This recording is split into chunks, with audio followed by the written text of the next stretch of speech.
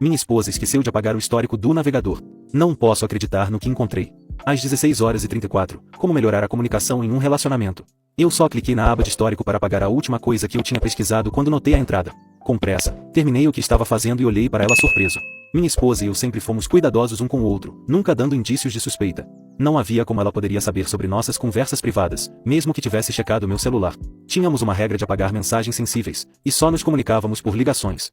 A colega de trabalho de minha esposa, Amy, havia se juntado recentemente à nossa empresa. Ela não era apenas excelente em seu trabalho, mas também encantadora e sociável. Todos a adoravam, e seu jeito amigável era difícil de resistir. Eu tentei manter distância no início, até mesmo saindo do trabalho cedo para evitar qualquer tentação, mas o carisma de Amy acabou sendo irresistível. Às 16h37, como lidar com questões de relacionamento de maneira madura? Senti uma pontada de ansiedade. Minha esposa estaria contemplando o divórcio? Mas por quê? Ela não poderia saber sobre Amy e eu. Haveria algo mais acontecendo? Ela suspeitava de infidelidade da minha parte, enquanto se aproximava de alguém que conheceu em sua aula de yoga. Às 16h39, lidando com emoções em um relacionamento. Eu refleti, tentando imaginar como minha esposa deveria estar se sentindo se, por acaso, ela soubesse sobre nosso caso. Naquela manhã, eu acordei tarde e encontrei um bilhete dela, dizendo que estava fazendo algumas tarefas. Senti uma vontade de ligar para ela e, de repente, fui surpreendido por uma gota de suor que caiu no teclado. Olhei para o teto, mas não vi nada de anormal. Um cheiro metálico impregnou o ar, e toquei meu rosto, notando uma mancha vermelha. Eu nunca tinha tido um sangramento nasal antes, exceto uma vez na escola, quando levei uma bolada de futebol. Corri para o banheiro para me limpar. Depois de parar o sangramento nasal e me limpar, voltei para o computador. Às 16h44, a ciência do amor e dos relacionamentos. A pesquisa específica de minha esposa sobre o cérebro me intrigou. Ela nunca demonstrou um interesse particular por ciência ou biologia. Verifiquei sua conta e confirmei que estava tudo em ordem. Sua foto de perfil me cumprimentou, então o histórico de pesquisa era definitivamente dela. Por que ela estaria procurando informações sobre o cérebro? Às 16h49, compreensão de termos médicos não comuns. O que é cerebração? Perguntei em voz alta. Parecia desconhecido e estranho. Não resisti à curiosidade e cliquei para aprender mais. Como eu gostaria de não tê-lo feito. Conforme os resultados apareceram na tela, meu estômago se revirou e eu pressionei rapidamente o botão de voltar. Um breve parágrafo chamou minha atenção. Descerebração é um antigo procedimento médico que envolve a remoção de uma parte do cérebro através das passagens nasais. Meu coração acelerou enquanto eu lia os outros registros. Às 17h01, o papel do hipotálamo no cérebro. Às 17h05, a localização do hipotálamo no cérebro. Às 17h11, o uso seguro de medicamentos.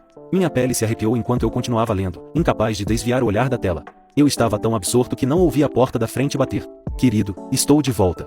Fiquei olhando para a parede em choque, sem saber como abordar essa descoberta. Olá. Ela chamou novamente, se aproximando de mim. Oi, gaguejei, fechando rapidamente a janela do navegador. Como foi o seu dia? Ela se juntou a mim na escrivaninha, olhando perplexa para a tela do computador. O que é tudo isso? Apontei para o histórico do navegador, minha mão tremendo levemente. Ela corou. Bem, você sugeriu tentar algo novo em nosso relacionamento, então eu pensei em fazer algumas pesquisas, sabe? O quê? Sugeri tentar. O quê? No momento, ela disse vagamente, você provavelmente sabe mais sobre isso. Senti um arrepio percorrer minha espinha. A cerebração. Karen, o que você fez? Perguntei com cautela. Antes que ela pudesse responder, uma gota de líquido atingiu o tapete. Depois outra. E outra. Karen olhou para mim, seu rosto ficando pálido. De repente, algo incomum caiu do meu nariz na minha camisa. Ambos olhamos para aquilo, incrédulos. Karen gritou e tentou sair do quarto, mas a segurei, prendendo-a contra a parede. Me diga o que você fez, exigi. Ela lutou para explicar, lágrimas enchendo seus olhos. Você chegou em casa depois do trabalho e disse que queria me deixar por Amy. Disse que não queria mais amar, mas amava. Fiquei ali, tentando montar o quebra-cabeça enquanto mais líquido escorria do meu nariz. O que está acontecendo comigo? Sussurrei. Karen hesitou, com a voz trêmula. E se eu acidentalmente atingir sua memória durante o procedimento? O que você quer dizer? Perguntei, me sentindo completamente perdido. Querido, ela soluçou, você é médico. É a parte da memória do seu cérebro. Fui demitido por causa da minha aparência. Agora, toda a família dele tem um novo funcionário favorito. Eu tinha 16 anos e recebi a oportunidade de trabalhar na mercearia da pequena cidade onde morava. Era praticamente o único lugar onde um adolescente podia trabalhar na cidade, então tive sorte de conseguir o emprego. Meu chefe garantia que meu trabalho não interferisse nas minhas atividades escolares, e eu estava feliz.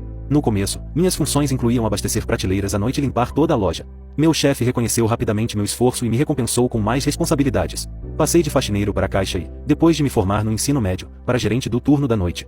Minhas funções como gerente noturno incluíam administrar a loja à noite, conciliar vendas, levar depósitos ao banco e fechar a loja após o expediente.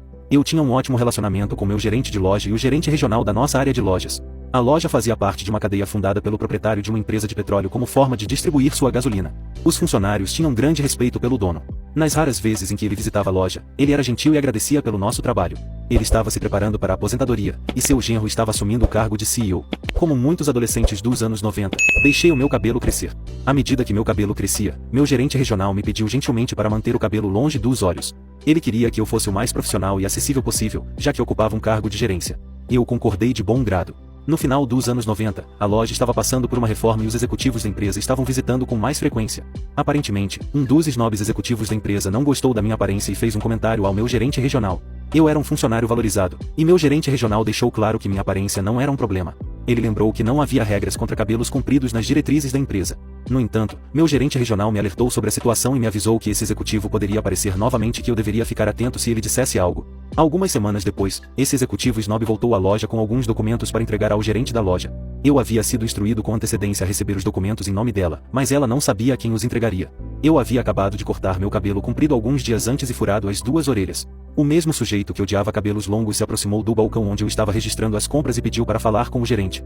Eu disse a ele que eu era o gerente de plantão e que estava esperando a entrega de documentos. Ele continuou dizendo: "Você não pode estar no comando.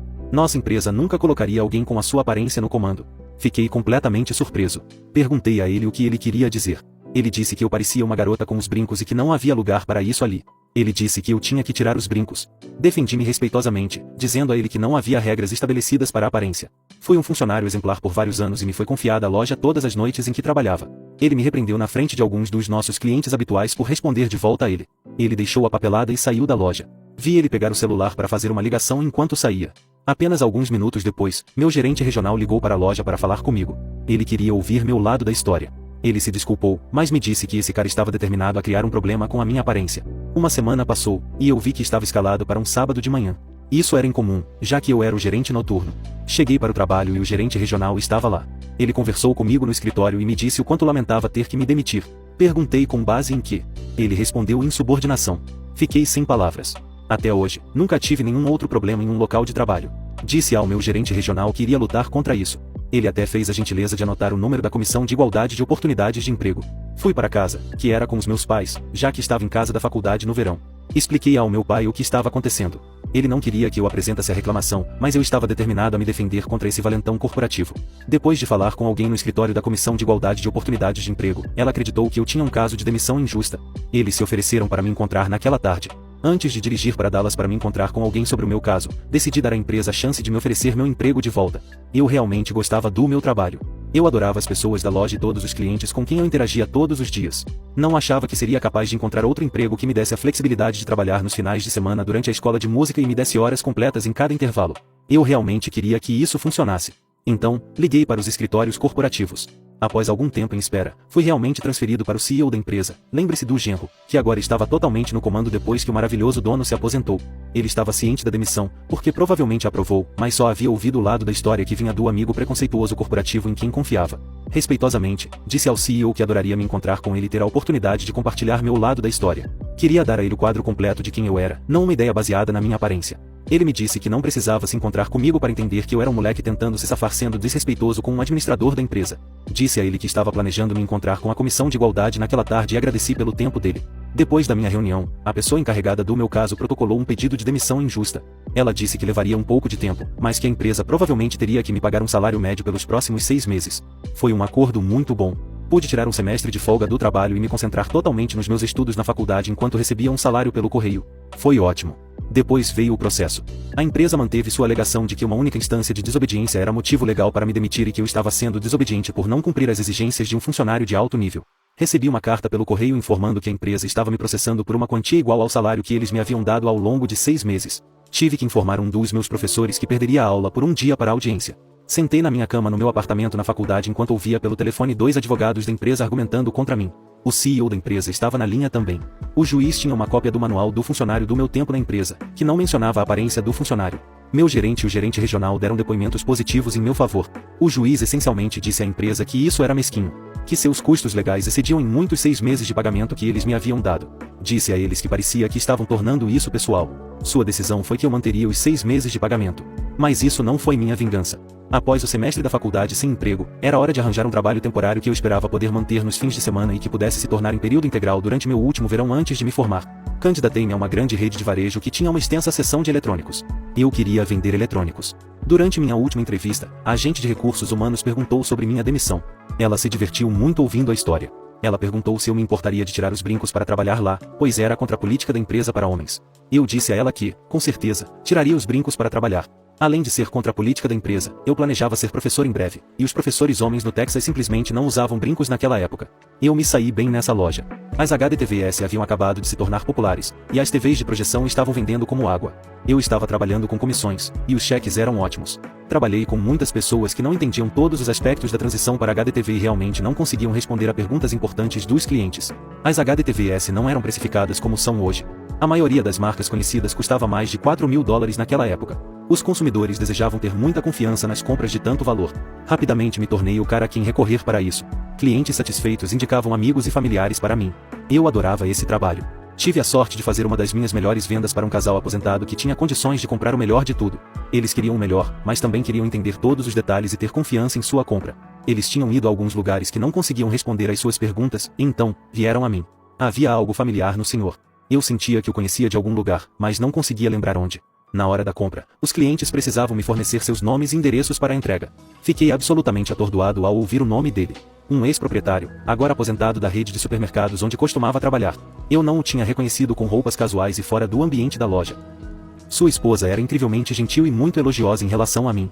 Ela disse que estava prestes a dar alguns presentes em dinheiro para a família para que pudessem ter HDTVS em suas casas. Ela planejava recomendar que viessem me procurar para a compra. Lembro-me ainda de como me senti no dia em que o CEO genro veio à minha loja e pediu para falar com Greg. Só nossos primeiros nomes estavam em nossos crachás. Ele não visitava a mercearia como sogro e administrava a empresa a partir da sede da empresa. Eu o tinha visto apenas uma vez nos anos em que trabalhei na empresa, mas sabia que era ele quando apertei sua mão e ele me disse seu nome. Na verdade, tremi de nervosismo e, provavelmente, um pouco de raiva, enquanto respondia às suas perguntas. Devo ter parecido estranho antes de me recompor. Sorri quando ele mencionou o quanto seus sogros pensavam em mim. Eu o ajudei a encontrar o que precisava. Ele me agradeceu muito e disse que era difícil encontrar informações confiáveis e bom atendimento nos dias de hoje. Eu disse a ele que se precisasse de algo, voltasse para me ver. Raramente usava, mas peguei um cartão de visita e entreguei a ele. Disse a ele para perguntar por Greg Hamilton. Ele olhou para o cartão e depois olhou para os meus olhos. Greg Hamilton. Você costumava trabalhar para nós, não é? Eu assenti, mantendo minha voz firme e composta. De fato, sim. Gerente noturno. Certo. Lembro-me, ele murmurou, a confiança em sua voz oscilando, substituída por um desconforto evidente. Fiquei feliz em ter causado uma impressão em você. Como você pode ver, estou me saindo muito bem aqui. Na verdade, sou um dos principais vendedores, afirmei com orgulho. Parece que minha aparência não se mostrou um problema afinal. Seu rosto ficou ligeiramente vermelho à medida que minhas palavras afundaram. Fui cuidadoso para não me gabar, mas senti uma forte sensação de satisfação. Ele limpou a garganta, claramente perturbado. Bem, é bom ouvir isso. Sim, respondi, mantendo meu tom profissional, mais firme. Sempre é bom quando as habilidades e a dedicação de alguém são valorizadas mais do que a escolha de brincos. Concorda, senhor? Ele olhou para mim, claramente surpreso. Depois de um momento, apenas assentiu, claramente sem palavras. Antes que pudesse responder, continuei, foi um prazer ajudá-lo hoje, senhor. E não se preocupe, você receberá o melhor atendimento de mim, assim como qualquer outro cliente. Ele saiu da loja depois disso. Eu o observei sair, saboreando esse momento inesperado de triunfo.